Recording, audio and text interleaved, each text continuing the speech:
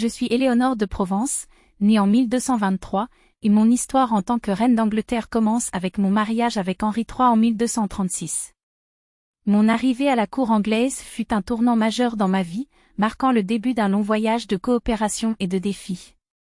En 1236, lorsque j'ai épousé Henri III, je suis arrivée en Angleterre en tant que princesse de Provence, un duché prospère du sud de la France. Mon mariage a été arrangé pour renforcer les liens diplomatiques entre nos royaumes, mais il a également entraîné une période de profonde transformation pour moi et ma famille. Henri était un roi déterminé et dévoué à la réforme et à l'administration de son royaume, et j'ai rapidement trouvé ma place à ses côtés. Nous avons eu 5 enfants, Édouard, Marguerite, Béatrice, Edmond et Catherine. Notre premier enfant, Édouard, est né en 1239. Dès son jeune âge, il a été préparé pour le rôle de roi et a été instruit dans les affaires de l'État. Édouard Ier, comme il sera connu, a plus tard laissé une marque indélébile sur l'Angleterre avec ses réformes et ses conquêtes. Marguerite, née en 1240, a joué un rôle diplomatique important en épousant Louis IX de France en 1255. Ce mariage a consolidé les relations entre l'Angleterre et la France et a renforcé la position des Plantagenets dans le contexte européen. Béatrice, née en 1242, a épousé le comte de Nevers, ce qui a permis de renforcer les alliances avec les familles nobles françaises. Elle a également joué un rôle clé dans les affaires dynastiques de son époque. Edmond, né en 1245, est devenu Edmond de Lancastre. Sa carrière a été marquée par son implication dans les affaires politiques et militaires, et il a joué un rôle significatif dans les affaires internes de l'Angleterre. Catherine, née en 1246, a épousé le comte de Winchester. Son mariage a renforcé les liens entre l'Angleterre et les autres familles nobles, consolidant encore davantage notre influence.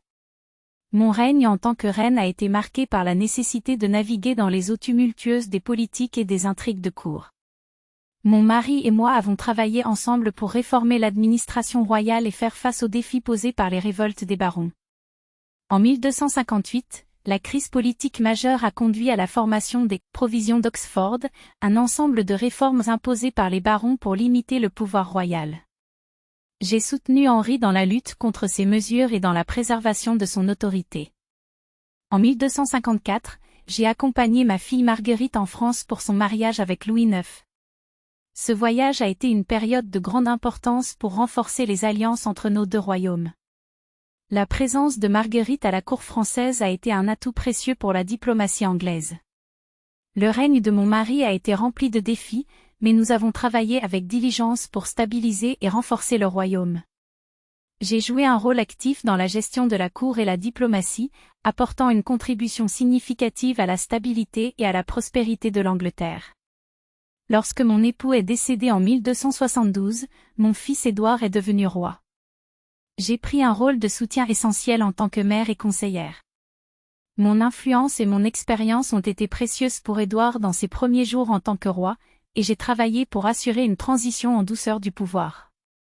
Mon héritage est celui d'une reine qui a non seulement soutenu son mari dans les affaires du royaume, mais aussi joué un rôle actif dans la politique européenne à travers les mariages et les alliances de ses enfants. Mon règne a été marqué par la volonté de stabiliser le royaume et de promouvoir l'harmonie au sein de la famille royale, laissant une empreinte durable sur l'histoire de l'Angleterre.